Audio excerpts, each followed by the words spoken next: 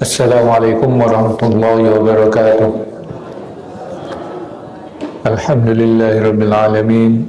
Wassalatu wassalamu ala asyrafil anbiya'i wal mursalin wa ala alihi wa ashabihi wa man tabi'ahum bi ihsanin ila yaumiddin. Kita lanjutkan membaca surat Maryam ayat yang ke-12.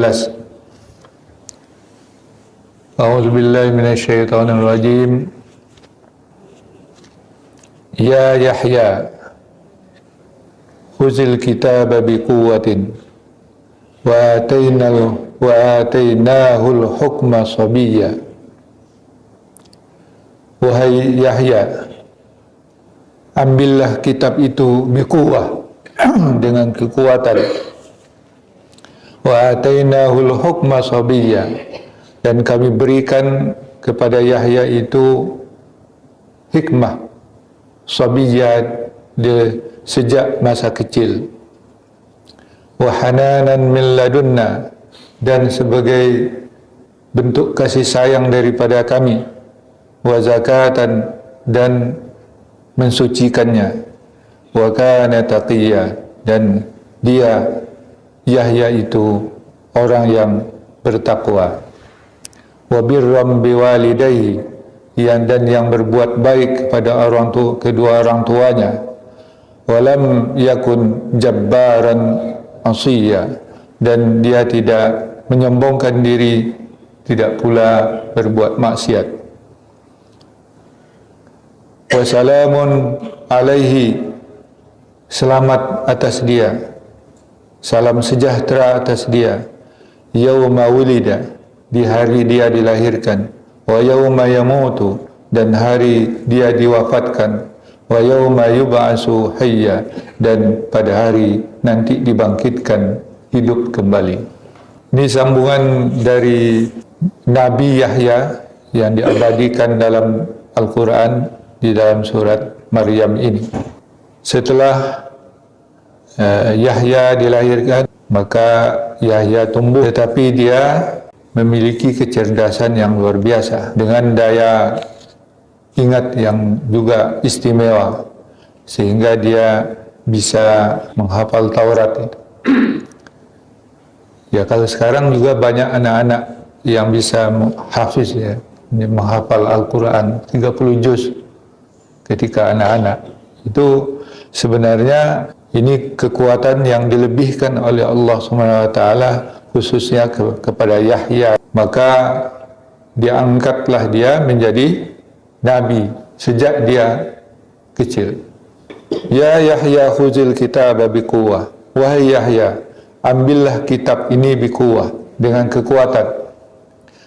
Alkitab yang dimaksud ini menurut jumhur mufassirin yaitu kitab Taurat dan Zabur yang diwariskan oleh Bani Israel dari Musa, Daud, ya, Zaburnya dari Daud sampai kepada Zakaria dan Yahya. Ya. Tapi ada juga yang berpendapat bahwa Alkitab itu adalah kitab yang khusus diturunkan kepada Yahya, tapi tidak ada sampai ke kita sekarang. Jadi ada suhuf yang diwahyukan oleh Allah khusus kepada Yahya. Nah, itu sebagian pendapat, tapi nyatanya tidak ada, baik di perjanjian lama juga tidak ada namanya kitab Yahya. Nah, oleh sebab itu dia mewariskan Taurat itu, karena itulah petunjuk menjadi imam bagi Bani Israel. Ketika Yahya masih kecil, penguasa di waktu itu adalah Raja Herodes II,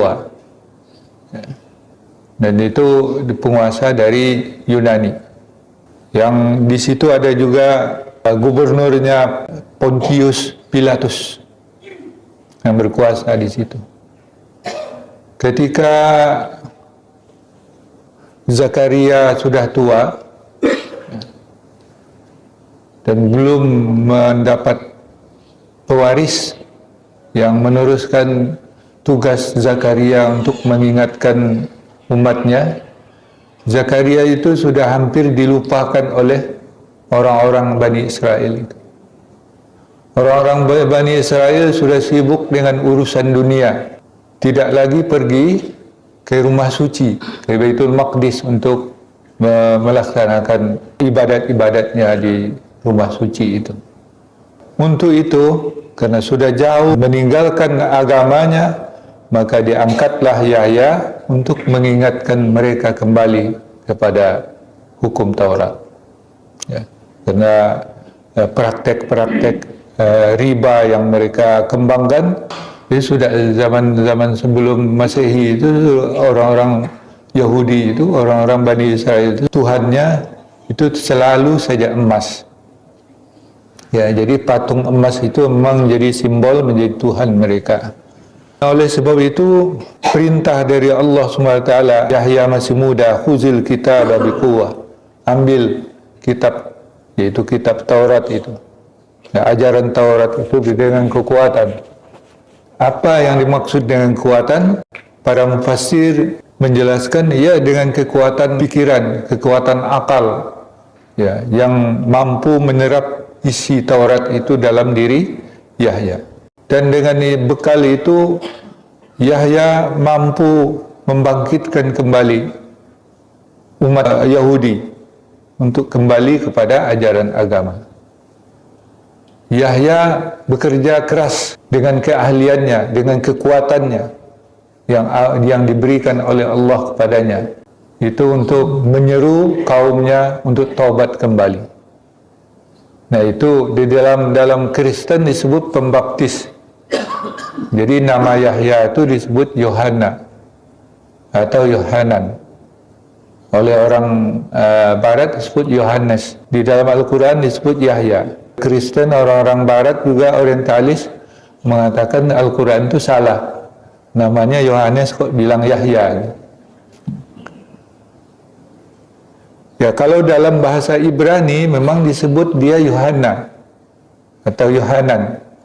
Dalam satu versi-versi dari Perjanjian Lama dalam bahasa Ibrani itu disebut Yohana. Ya, karena dia mentaubat, membuat atau mengajak orang-orang Yahudi kaumnya itu bertaubat, ya disebut dia pembaptis dengan upacara ibadat taubatnya itu. Maka Yahya memimpin taubat orang-orang dari kaumnya itu, maka disebutlah dia pembaptis. Nah, sebenarnya acara baptis itu adalah penerimaan pengakuan dosa dari orang-orang Yahudi ketika itu untuk taubat kembali kepada hukum Taurat. Dengan begitu menjadi kuat persatuan dari kalangan, dari komunitas orang-orang Yahudi kembali. Karismanya sebagai pembawa agama ajaran Nabi Musa kembali tegak di tangan Yahya. Jadi kuwah itu juga berarti kesatuan atau persatuan. Khuzil kitab biquwwah. Ambillah kitab itu dengan persatuan, kesatuan yang kokoh. Ya, kalau kita tidak bersatu, tidak ada kekuatan. Itu pepatah kita itu. Bersatu kita kuat, ya, bercerai kita lemah. Jadi itu makna dari khuzil kitab bil quwwah. Wa atainahul hukma sabiyya, dan kami berikan dia al-hukma. Mengenai al-hukma ini juga ada banyak penafsiran. Penafsir pertama, al-hukma sama dengan hikmah, al-hikmah, yaitu pengetahuan. Ya. Jadi Allah sudah memberi pengetahuan tentang seluk-beluk agama Yahudi, Taurat, dan diberikan pengetahuan yang secukupnya untuk membimbing umatnya. Sabiyah masih di masa kecil, ya, waktu masih anak-anak. Nah, itu persiapan Nabi Yahya untuk membimbing umatnya. Maka semaraklah lagi Baitul Maqdis dengan para umat Yahudi atau Bani Israel yang melakukan ibadah kepada Allah di Baitul Maqdis. Nah, itu hananan, itu hanan sebagai bentuk kasih sayang, pemberian dengan kasih sayang. Ya, dari sisi kami, wazakatan itu penyucian diri, tazkiyah. Ya. Penyucian diri, wa kana taqiyya, dan dia adalah orang yang bertakwa, yaitu yang memelihara dirinya dari segala perbuatan yang dilarang oleh agamanya. Ya, tidak sama seperti kaumnya yang selalu berbuat maksiat, ya, yang meninggalkan agamanya. Dia selalu memelihara diri, dan begitulah para nabi dipelihara oleh Allah dari segala perbuatan-perbuatan maksiat, karena mereka itu dijaga oleh Allah, ya, atau istilah yang di dalam agama kita, jadi orang-orang yang maksum, yang terpelihara daripada dosa. Dan dia wabirram biwalidayhi, berbuat baik, ya, mengabdi kepada kedua orang tuanya yang sudah sepuh, yang sudah tua, ya, dan tidak pernah melalaikan kewajibannya sebagai seorang anak untuk berbuat baik kepada orang tuanya. Walam yakun jabbaran asiyya, dan dia tidaklah orang-orang yang sombong dan orang yang bermaksiat.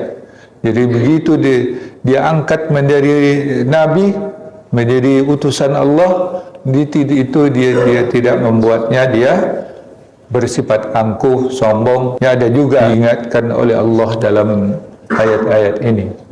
Begitu mendapat pejabat, waktu kampanye, bukan main janjinya.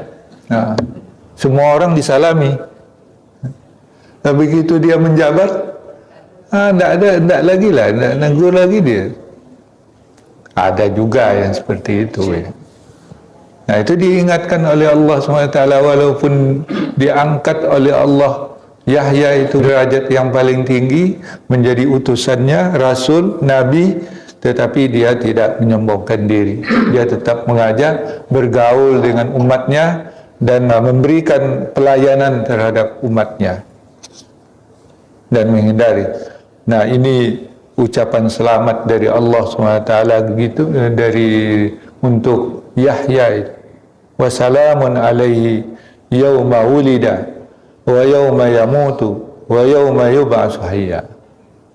Ya, salam sejahtera, selamat atasnya di hari dia dilahirkan, walaupun ibunya sudah renta. Ini yang dipesankan oleh Al-Quran kepada kita, diabadikan dia, karena memang Yahya tokoh hidup juga bertemu dengan Isa alaihissalam.